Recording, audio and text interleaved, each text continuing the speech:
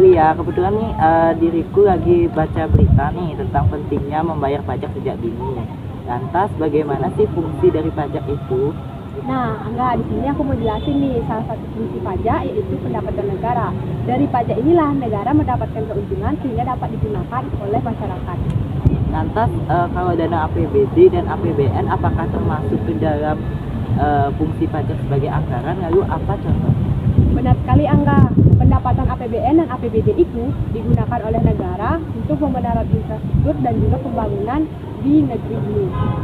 Oke deh, terima kasih atas informasinya Lia. Oke, sama-sama. Marlia, kamu tahu nggak fungsi dari pajak itu apa? Menurutku sih fungsi dari pajak itu sebagai alat pengatur perekonomian negara dan alat menstabilkan perekonomian. Tapi kamu tahu nggak contoh dari fungsi pajak itu apa?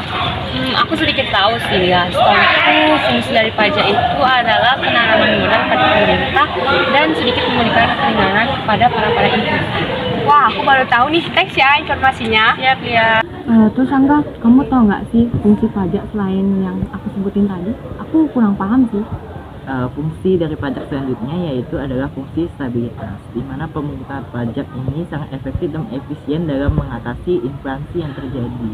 Jadi ibaratnya pemasukan negara bisa lewat dengan pajak untuk tidak terjadinya inflasi yang semakin meningkat. Nah itu contoh dari fungsi pajak itu apa nggak?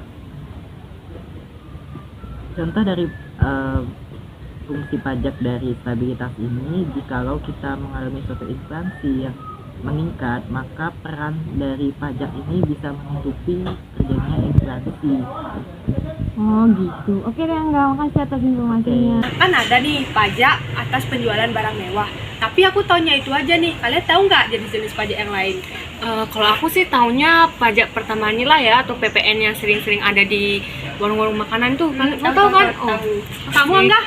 Kalau aku sih taunya pajak penghasilan atau PPH dan bea materai dan pajak bumi dan bangunan.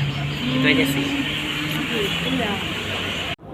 Nah, kalau aku kan taunya sifat pajak yang tidak langsung, yaitu pajak yang diberikan oleh wajib pajak ketika kita melakukan perbuatan tertentu. Nah, kalau sifat-sifat yang lainnya kamu tahu nggak, Angga?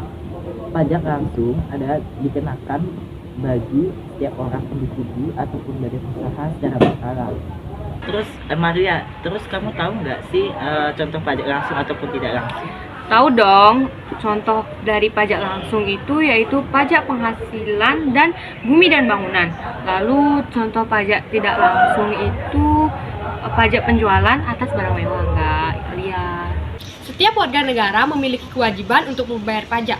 Hal ini dituangkan dalam Undang-Undang Nomor 36 Tahun 2008. Nah, kesadaran pajak sejak dini harus ditanamkan dari awal karena sampai saat ini kesadaran tentang pajak di Indonesia masih sangat minim. Langkah yang harus kita lakukan adalah melakukan sosialisasi kepada mahasiswa di seluruh perguruan tinggi dengan harapan mahasiswa mengetahui manfaat dari pajak sehingga timbul kesadaran untuk melaksanakan kewajibannya membayar pajak. Definisi pajak yaitu di mana kita sebagai masyarakat Indonesia tentunya berkontribusi dalam meningkatkan perekonomian di Indonesia. Nah, pajak ini terbagi menjadi dua jenis, yaitu pajak secara individu maupun pajak secara badan usaha. Pajak ini bersifat memaksa dan wajib untuk kita laksanakan sesuai dengan undang-undang yang telah berlaku. Jadi, pajak ini adalah untuk keperluan negara dan untuk kesemakmuran atau keselarasan dari masyarakat Indonesia.